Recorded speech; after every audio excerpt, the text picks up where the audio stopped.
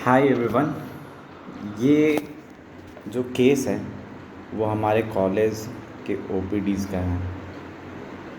वो बाबा हैं जो हमारे 4 नंबर ओपीडी के सामने बैठे हुए थे।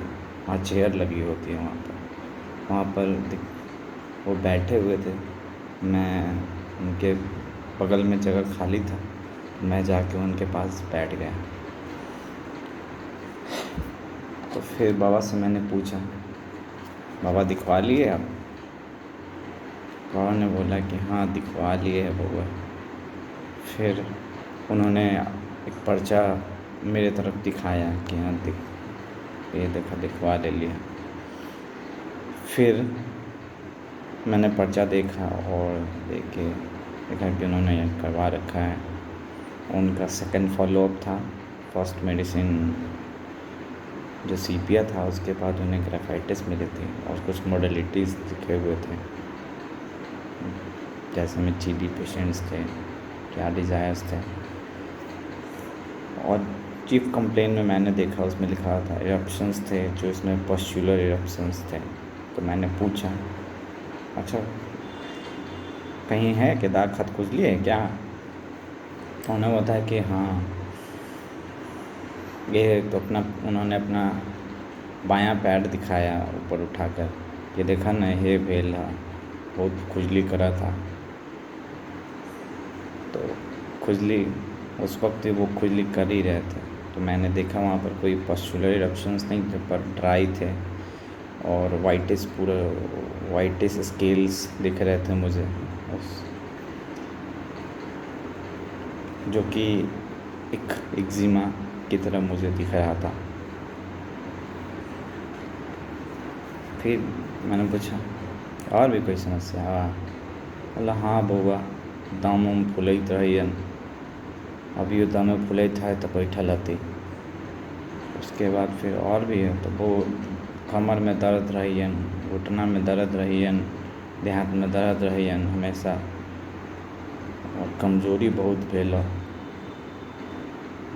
तो मैंने प्रिस्क्रिप्शन में देखा था, इसमें ऐसा कुछ के बारे में लिखा नहीं था। खैर, फिर मैंने पूछा उनसे, बाबा और सब घर में कौन कौन बा? घर में सब ठीक ठाक बा? तो उन्होंने बताया कि ना हाँ घर में सब ठीक ठाक बा, ठीक है ठाक है। मैंने पूछा घर में मैंने पूछा कि घर में सास पुतोह वगैरह है, वो सब ध्यान रख रही है, आपका सेवा कर रही है? बोले कि वो बेटा नहीं है मेरा, हमरा 2 बच्ची है, जोकर शादी हम कर दिलियो। तो वह फिर मैंने पूछा कि तब बेटी है तो बेटी देखभाल करती है? तो उन्होंने बोला कि हाँ देखभाल कथी करे, वह 1 महीना पर आके देख जाइए, छोटकी बेटी बड़की बेटी है से।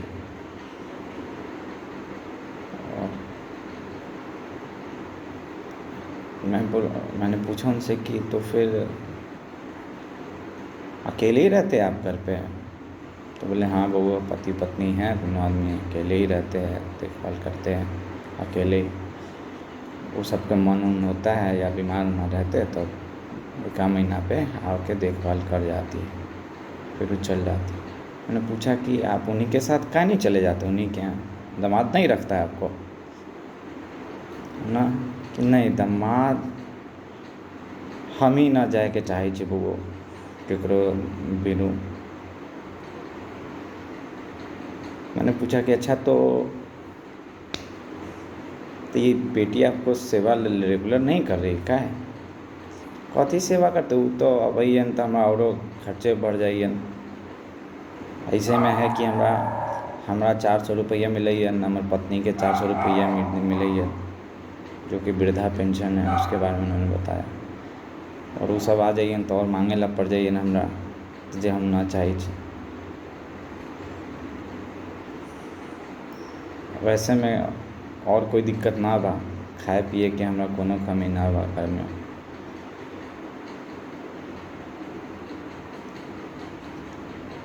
फिर मैंने उनसे पूछा, ज़मीन जगह वगैरह है, पैसा वैसा है, क्या क्या करते हैं? वो बोले कि हम तो खेत गृहस्थी वाला आदमी हती। फिर उन्होंने बताया कि अब 2 बीघा करीब ज़मीन है हमरा। 2 बीघा ज़मीन, बोले 2 बीघा तक काफ़ी ज़मीन है, तब फिर बेटी सब काहे नहीं सेवा करती है? तो बेटी सेवा करियन, लेकिन कहियन कि हमारा नाम पर लिख द, तब हम सेवा करबो, न तो ना करबो सेवा, ऐसे बोला।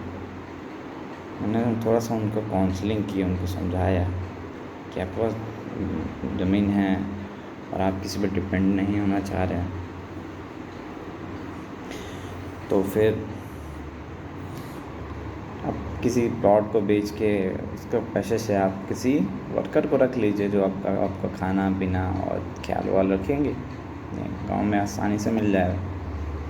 इस तरह की मैंने काउंसलिंग की उनकी, लेकिन मैंने बताया कि ये ज़मीन किसी को लिखिएगा नहीं, वरना ये छूट जाएगा तो फिर कौन नहीं ख्याल रखेगा आपका। फिर मैंने पूछा कि अच्छा बाबा, आप अकेले फैला रहना चाहें? तो फिर उन्होंने मुझे श्लोक एक बताया, संस्कृत में जो श्लोक था, जो मुझे याद नहीं अभी, लेकिन उन्होंने हिंदी में मतलब बताया कि दुनिया में अकेले आए हैं, अकेले जाना है, और दूसरा के अधीन कितना रहिएगा, और सबसे बढ़िया है कि अकेले रहे, दूसरे पे अधीन ना रहे, वह बहुत बढ़िया है, कोई रोक टोक ना रहे।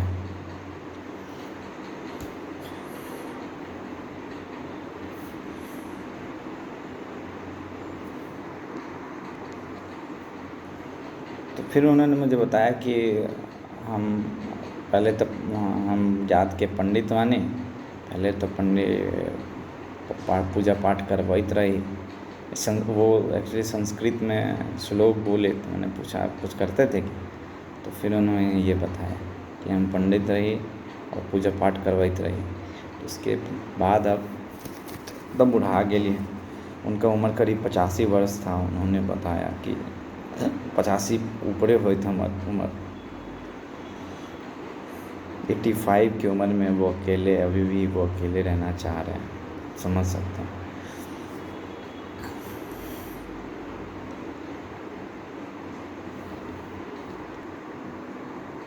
आप उनके टोन में ज़रा सा भी लाचारी, जो वो बेचारापन जो होता है वो नहीं नज़र आ रहा था। वो तब भी कोई अफसोस वगैरह जो होता है वो भी नहीं उनके अंदर दिख रहा था, एकदम परफेक्ट आराम से थे वो। इतनी सी मेरी केस थी। फिर मैं कुछ एनालिसिस करके, मेरी आदत है कि जैसे मैं बात करता रहता हूँ पेशेंट से, तो जो भी ऑब्जर्वेशन है, जो भी उनका कहने का मतलब है, वो रूब्रिक के फॉर्म में मैं अपने रिपर्टरीज़ में डालता रहता हूँ, जो मुझे एक सर्किल बना के दे देता है। अगर वो सर्किल नहीं मिलता है तो फिर मैं क्रॉस चेक करता हूँ कि पेशेंट में सच में ऐसा है या नहीं है। कंफर्म करने के लिए मैं क्रॉस क्वेश्चंस करता हूँ। तो मुझे ये पेशेंट्स में सर्किल पूरा रेपर्टरी में बनता मिला मुझे, जो एक्सक्लूसिव एग्जैक्टली मुझे उस मेडिसिन की तरफ लेके जा रहा था। और मुझे उस पेशेंट के को मैंने जस्ट उन्हें फार्मेसी से उन्हें बेलाडोना का 200 का एक खुराक ला के उन्हें दिया। वो बस बेलाडोना 200 का एक खुराक खाए, और फिर मैंने उन्हें बोला कि आप वेट कर सकते हैं 10 मिनट? तो बोले हाँ बउआ, काहे नहीं वेट करेंगे। तो मैंने बोला कि वहाँ कुर्सी लगी है, आप वहीं पर आराम कीजिए।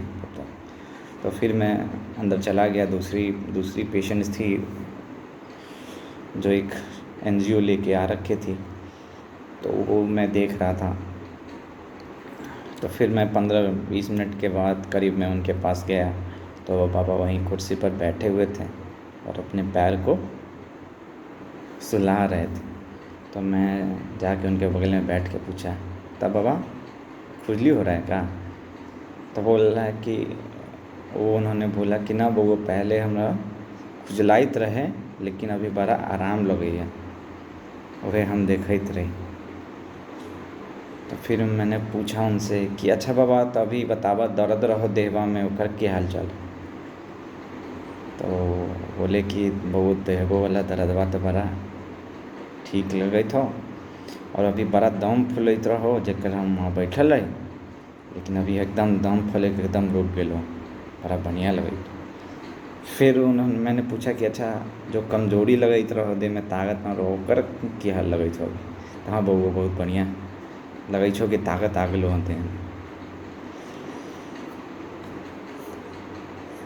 सो आप देख सकते हैं पेशेंट का बस बेस्ट सिम्पटम मिलने के बाद ही जो उसके लिए मोस्ट प्रॉब्लम था वो एक्जिमा था, पर उसके साथ और भी ज़्यादा इम्पॉर्टेंट चीज़ थी जो वो जूझ रहा था, वो उसके लिए वो लीस्ट इम्पॉर्टेंट था। पर अभी मोस्ट सिम्पटम मेडिसिन मिलने के बाद फिर वो मरीज़ का आप रिएक्शंस, उनका जवाब देख सकते हैं। फिर मैंने उन्हें एक डोज़ और दिया, बोला कि ये आप कल खा लीजिएगा, और फिर आप करीब 15 दिन बाद आप फिर मिल लीजिएगा आप मुझसे, यहीं पर आसपास हम क्लिनिकल में मिल जाएंगे। तो फिर वो बाबा लेके फर्स्ट क्लास बोले कि हाँ बउआ, तोरे से हम अब तो मिलबो, फिर वो लेके चले गए। सो गाइस, इसमें मैंने उन्हें बेलाडोना दिया, बेलाडोना 200। तो बेलाडोना 200 के लिए मैंने क्या क्या रूब्रिक्स उठाए।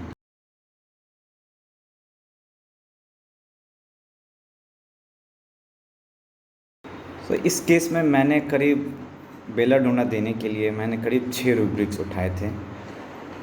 6 रूब्रिक्स में जो मुझे बात करने से पता चला कि पेशेंट है वो अपने बारे में बताना नहीं चाह रहा था, मुझे उसके बारे में थोड़ा सा मैंने बताया कि मैं डॉक्टर, मैं आपकी हेल्प करूँगा, तब वो थोड़ी सी अपने बारे में बताए। तो उसके लिए मैंने रूब्रिक्स उठाया, वो है सीक्रेटिव। फिर मैंने जब मैं उनसे बात कर रहा था तो वो अपने बारे में बताने की जगह वो अपने काम धंधे के बारे में बता रहे थे। अपने कंप्लेन के बारे में भी पूछा तो वो उसमें भी अपने काम उनके बारे में बातचीत कर रहे थे वो। तो मैंने इसके लिए टॉकिंग बिजनेस ऑफ मैंने ये दूसरी रूब्रिक उठाया। और पेशेंट के बात करने से ऐसा लगा कि उन्हें कहीं ना कहीं ग्रीफ है कि जो बेटी है, 2 बेटी है, वो दोनों ख्याल नहीं रखती है। इस चीज़ का उनके अंदर ग्रीफ है, और लड़का होता तो शायद कुछ अलग होता, सेवा करता तो होती। तो इस तरह का ग्रीफ उनकी झलक से मुझे ऐसा दिखा, एहसास हुआ साइलेंट ग्रीफ का। फिर मुझे वो 55 की एज में भी 85 की एज में भी वो अकेला रहना चाहते हैं, किसी पे डिपेंडेंट नहीं होना चाहते हैं। उसके लिए उन्होंने एक काफ़ी अच्छा श्लोक बताया उन्होंने, तो जो मुझे काफ़ी अच्छा भी लगा। उसके लिए मैंने रूब्रिक उठाया, वो है लाइबर्टिनिज़म। और मुझे इस पेशेंट के अंदर मुझे डिल्यूज़न पुअर का भी फील आया, और फिर डिल्यूज़न वेल्थ का भी। डिल्यूज़न वेल्थ का ऐसा दिखा कि हाँ बाबू, खाने पीने का कोई कमी में नहीं है हमको, और 400 रुपया, और मुझे 400 रुपया मिलता है, 400 रुपया, और वह में बेटी सब भी आ जाती है, तो मांगना पड़ जाएगा उनको। तो ये भी कहीं ना कहीं वेल्थ का फील दिया। और फिर 400 रुपये फिर हमको मांगना पड़ जाएगा, वो मांगना भी नहीं चाहते, किसी हाथ फैलाना भी नहीं चाहते।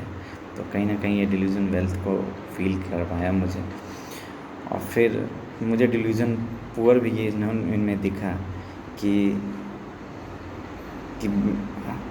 बेटी सब आ जाती है 1 महीने पे, तो फिर हमको उसका ख्याल वाल रखना पड़ता है। पोता नाती वगैरह हो गया तो सबका भी ध्यान वान हम ही को देना पड़ता है। बीमार पड़ गया तो ख्याल रखना पड़ता है। तो उतना पैसा वैसा रहता नहीं है हमारे पास, तो अभी हम तो नहीं चाहते कि नहीं है बेटी। तो ये मुझे डिल्यूजन पुअर का भी मुझे फील लिया। तो ये 6 रूब्रिक्स मैंने करीब उठाए इस पेशेंट पर, और फिर मैंने उसे बेलाडोना 200 के 2 खुराक दिए उसे मैंने। एक खुराक उस वक्त ही दिया और 10 मिनट बाद मैंने उस पेशेंट से पूछा, जो मुझे उन्होंने बताया वो मैंने आपको बता चुका। Thank you. आपको कैसा लगा इस केस में? अगर कोई कन्फ्यूज़न हो तो आप पूछ सकते हैं, और आपके पास भी कोई केस हो तो आप भी ज़रूर शेयर करें, ताकि हमें भी सीखने का मौका मिले। Thank you.